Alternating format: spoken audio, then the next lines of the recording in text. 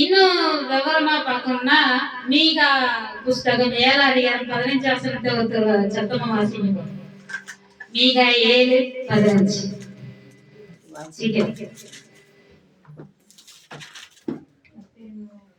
நீ எகிப்து தேசத்திலிருந்து புறப்பட்ட நாளில் நடந்தது போலவே உன்னை அதிசயங்களை காணப்படுவேன். அல்லேலூயா. இன்னைக்கு ஒரு சில காரியத்தை மாத்திரம் உங்களோட நான் பகிர்ந்து கொள்ள விரும்புகிறேன். இங்க வந்துடும் பாஸ்டர் நீ பேசணும்னு சொன்னாங்க, வீட்டுல ஒன்றும் சொல்லல. ஆனாலும் ஜெபத்தோட ஆண்டவர் என்ன பேச அப்படின்னு சொல்லி தியானிக்கும் பொழுது கர்த்தர் சில காரியங்களை எனக்கு காண்பித்தார். அப்ப பாருங்க, எகிப்து தேசத்திலிருந்து புறப்பட்ட நாளில் நடந்தது போலவே உன்னை அதிசயங்களை காணப்படுவேன். என்ன அப்படி நடந்துச்சு அப்படின்னு சொல்லி பார்த்தோம்னா, இஸ்ரேலர்கள் எகிப்து தேசத்துல எத்தனை வருஷம் அடிமையா இருந்தாங்க? 430 வருஷம் அடிமையா இருந்தாங்க. அந்த அடிமைத்தனத்துல இருந்து கர்த்தர் என்ன பண்ணாரு? அற்புதமாக வெளியே கொண்டு வந்தார். அல்லேலூயா.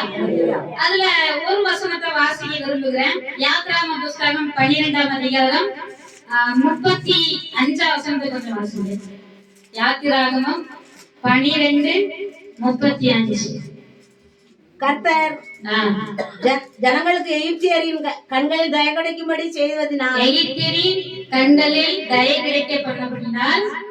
கேட்டதை கொடுத்தார்கள். அதுக்கு முன்னாடி மோசே சொல்லியிருந்தபடி இஸ்ரவேல் ஜனங்கள் எகிப்தியரிடத்தில் வெள்ளி உடைமைகளையும் வஸ்திரங்களையும் கேட்டார்கள். கர்த்தர் ஜனங்களுக்கு எகிப்தியரின் கண்கள் தயை கிடைக்க செய்ததினால் கேட்டதை கொடுத்தார்கள். அல்லேலூயா. எப்படி புறப்பட செய்தா?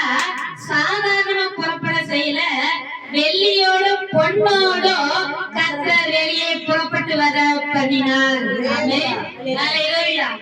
எகிப்துல 430 வருஷம் அடிமையா இருந்தார்கள். அவங்க எப்படி கஷ்டப்பட்டாங்கன்னு சொல்லி அந்த யாத்ராகம புஸ்தகம் 1ஆம் அதிகாரத்துல நீங்க வாசித்தீங்கன்னா அதுல சொல்லப்பட்டிருக்கும்.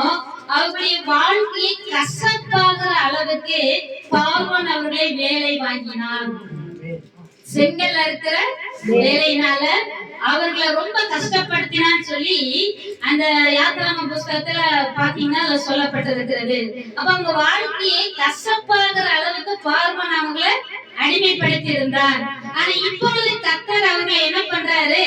அவர்களை எகிப்து தேசத்திலிருந்து விடுதலையாக்கி அதிசயமாய் அவர்களை நடத்தி வந்தார். அல்லேலூயா. எந்த ஜனங்கள் அவர்களை அடிமைப்படுத்தி வைத்திருந்தார்களோ அந்த ஜனங்களிலிருந்து வெள்ளிகளையும் பொன்னுடைமைகளையும் வஸ்திரங்களையும் கொள்ளையிடும்படி கர்த்தர் அதிசயமாய் நடத்தினார். இன்னைக்கு கர்த்தர் உங்களுக்கு வாக்கு கொடுக்கிறார். உங்க வாழ்க்கையில ஏதோ ஒரு அடிமைத்தனம், அந்த அடிமைத்தனத்தினால பாதிக்கப்பட்டு வெளியே வர முடியாம இருக்கிற உங்களை பார்த்து கர்த்தர் சொல்றாரு, இன்னைக்கு உனக்கு நான் அதிசயமாய் விடுதலையை தரப்போகிறேன். சாதாரணமான விடுதலை அல்ல, ஆசீர்வாதத்தின் விடுதலை நான் உனக்கு தரப்போறேன். ஒருவேளை வியாதி என்கிற அடிமைத்தனத்தினால பாதிக்கப்பட்டு இந்த வியாதியிலிருந்து எப்பொழுது எனக்கு சுகம் கிடைக்கும், எப்பொழுது எனக்கு விடுதலை கிடைக்கும் சொல்லி நீங்க ஒருவேளை எதிர்பார்ப்போடு வந்திருக்கலாம். கர்த்தர் இன்னைக்கு உங்களுக்கு அதிசயமாய் விடுதலை தருகிறார். கிட்னி பிரச்சனையினால பாதிக்கப்பட்டிருக்கீங்க. கர்த்தர் அந்த கிட்னி பிரச்சனையிலிருந்து கர்த்தர் உங்களுக்கு அதிசயத்தை காணப்படுகிறார். நீங்க அதிசயத்தை பார்க்க போறீங்க. கிட்னி பகுதியில கர்த்தர் அற்புதத்தை செய்கிறார். அதை நீங்க அனுபவிக்க போறீங்க. ஆமென். அல்லேலூயா. இப்படி ஏதோ ஒரு அடிமைத்தனம், வியாதி, கடன், தரித்திரம், பிரச்சனை, போராட்டம், ஏதோ ஒரு அடிமைத்தனத்தினால பாதிக்கப்பட்டு வந்திருக்கிற உங்களுக்கு கர்த்தர் கொடுக்கிற வாக்குத்தத்தம், உன்னை அதிசயங்களை காணப்படுவேன். சாதாரண அதிசயம் அல்ல, நீங்கள் பிரமித்து போகக்கூடிய அளவுக்கு ஆசீர்வாதங்களை தந்து உங்களை விடுவிக்கக்கூடிய ஒரு அதிசயம் உங்களுக்கு காத்திருக்கிறது. அல்லேலூயா, அல்லேலூயா. இரண்டாவது அதிசயம் என்னது அப்படின்னு சொல்லி பார்த்தோம் என்று சொன்னால், அவர்கள் எகிப்தை விட்டு வெளியே வருகிறார்கள். வெளியே வரும் பொழுது பாத்தீங்கன்னா வெளியே செங்கடல் இருக்குது. முன்னாடி பார்த்தா செங்கடல், பின்னாடி கொஞ்சம் திரும்பி பார்த்தா பார்வனும் அவருடைய குதிரை வீரர்களும் அவருடைய சேனைகளும் வந்து கொண்டிருக்கிறார்கள். அல்லேலூயா, அல்லேலூயா. ரொம்ப சந்தோஷத்தோடு வராங்க. நமக்கு பொண்ணுடைமை கிடைச்சிட்டு, வெள்ளியுடைமை கிடைச்சிட்டு, தலை விலையுள்ள வஸ்திரங்களும் கிடைச்சிட்டுன்னு சொல்லி ரொம்ப சந்தோஷத்தோட ஆனந்தத்தோடு வந்துட்டு இருக்கிறாங்க. திடீர்னு பார்த்தா முன்னாடி செங்கடல், பின்னாடி பார்வனும் அவருடைய ரதங்களும் வந்து கொண்டிருக்கிறது. பார்வன் நீங்க போங்க நினைப்பிட்டான். மறுபடியும் என்ன பண்றா, இல்ல இல்ல அந்த ஜனங்களை விடக்கூடாது, மறுபடியும் நம்ம தேசத்துக்கு என்ன செய்யணும், கொண்டு வரணும் சொல்லி பார்வன் மறுபடியும் பின்னாடி தொடர்ந்துகிட்டே வரான். இஸ்ரவேல் ஜனங்கள் என்ன செய்யணும் தெரிய திகைத்து கொண்டிருக்கிறார்கள்.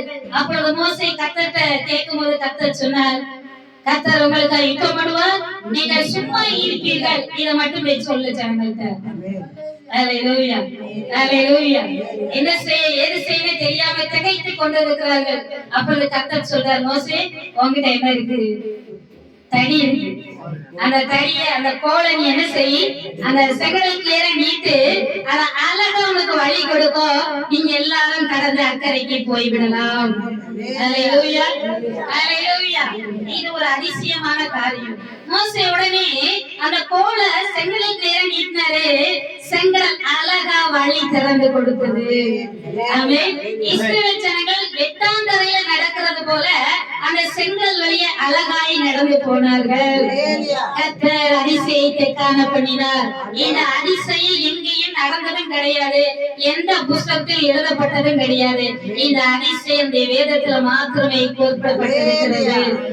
உலகத்தில் இப்படிப்பட்ட அதிசயத்தை பார்த்ததே கிடையாது. கர்த்தர் செஞ்சாருன்னா அப்படிதான் இருக்கும். யாருமே பார்க்காத அதிசயத்தை தான் உங்க வாழ்க்கையில செய்வார். நீங்க நினைச்சு கூட பார்க்காத அளவுக்கு உங்க வாழ்க்கையில அதிசயத்தை காணப்படுவார். வழியே இல்லையே என்ன செய்ய திகைத்து கொண்டிருக்கிற உங்களுக்கு வழியே இல்லாத இடத்துல வழியை திறந்து கொடுத்து கர்த்தர் உங்களை அதிசயமாய் நடத்துவார். ஒரே அடைக்கப்பட்ட வாசலா இருக்கிறதே, எங்க திகைத்து கொண்டு இருக்கிறீங்களா? எங்க போனாலும் ஒரே அடைக்கப்பட்ட வாசலா இருக்குது. இதை நினைக்கிறீங்களா?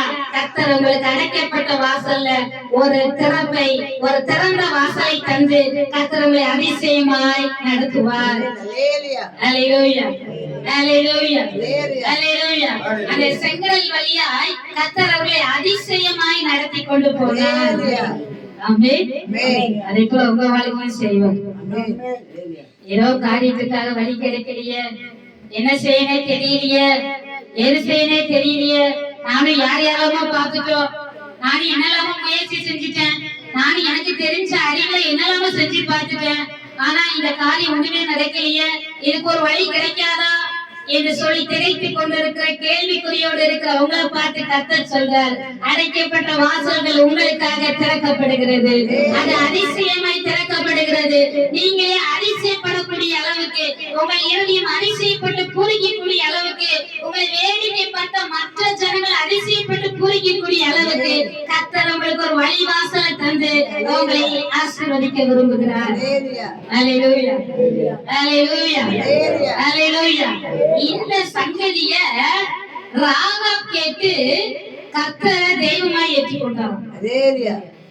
இந்த அதிசயமான காரியத்தை யாரு கேள்விப்படுறா?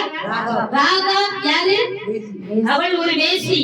ஆனா இந்த அதிசயமாய் நடத்தி வந்த பாதை எந்த காரியத்தை கேள்விப்பட்ட உடனே அவளும் கர்த்தரை ஏற்றுக்கொள்கிறார்.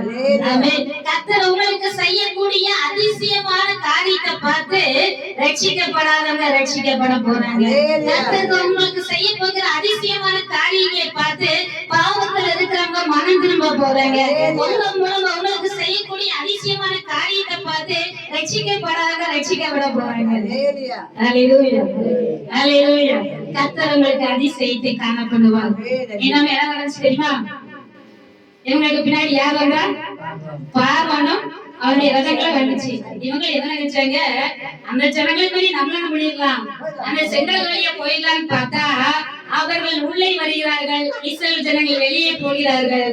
கடல் மூடிவிட்டது. அல்லேலூயா.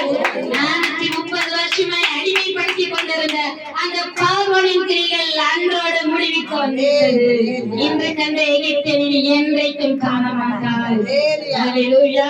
அதே போல உங்களுக்கு பார்வோனை போன்ற ஏதோ ஒரு காரியங்களை அடிமைப்படுத்தி கொண்டிருக்கிறதா, அதற்கு இன்றைக்கு முற்றுப்புள்ளி வருகிறது. அதற்கு இன்றைக்கு ஒரு முடிவு வருகிறது. அவன் தோற்று போய் விடுகிறார், நீங்கள் ஜெயித்து விடுகிறீர்கள். அல்லேலூயா. கர்த்தர் உங்களோடு இருக்கிறார். கர்த்தர் உங்க வாழ்க்கையில அதிசயங்களை காணப்படுவார். எந்தெந்த விஷயத்துல அதிசயம் நடக்காதா, ஒரு அற்புதம் நடக்காதா என்று ஏக்கத்தோடு இங்க வந்திருக்கீங்களோ, கர்த்தர் உங்களை பார்த்து சொல்றார், உங்க விஷயத்துல அதிசயத்தை நீங்கள் பார்க்க போகிறீர்கள். அல்லேலூயா. கர்த்தர் உங்களை அதிசயமா நடத்த போறாரு. அநேகரை கர்த்தர் ஜீவனுள்ள சாட்சியாய் நிறுத்த போறாரு. முடியாத காரியங்கள் முடிய போகிறது, நடக்காத காரியங்கள் நடக்க போகிறது, வாய்க்காத காரியங்கள் வாய்க்க போகிறது. அதை உங்கள் சொந்த கண்கள் பார்க்க போகிறது. ஆமென். கர்த்தர் தாமே இந்த வார்த்தையின் மூலமா உங்களோட பேசுனதுக்காக நன்றி செலுத்துகிறேன். கர்த்தர் உங்களை ஆசீர்வதிப்பாராக. இன்னும் டைம் கொடுத்து பேசுறாங்க, டைம் காணது, நேரம் ஆயிட்டு. அதனால இதோட இந்த செய்தியை நான் முடித்துக் கொள்கிறேன். கர்த்தர் தாமே உங்களை ஆசீர்வதிப்பாராக.